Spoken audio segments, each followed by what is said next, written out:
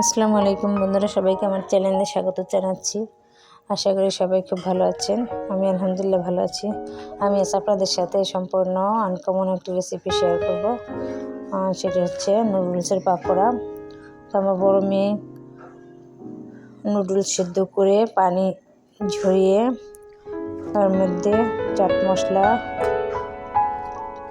পেঁয়াজ, কাঁচামরিচ কুচি, ধনিয়া পাতা কুচি, তারপর ফুলকপি ছোট ছোট করে টুকরো করে কেটে দিয়েছে, আর দিয়েছে চাট মশলা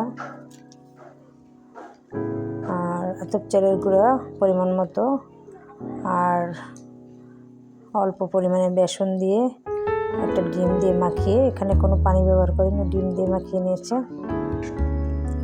তো এগুলো অফ ক্যামেরায় করেছে। পরে বললাম তুমি এখন তেলে ভেজে দাও। তো আমি তেলে ভাজতে এসে আপনাদের সাথে শেয়ার করলাম।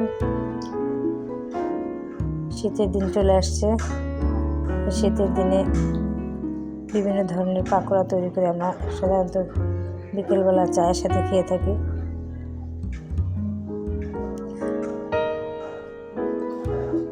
তো আমার এক খোলা পাকোড়া ভাজা হয়ে গেছে। এবার আমি বাকিগুলো এভাবে ভেজে নেব।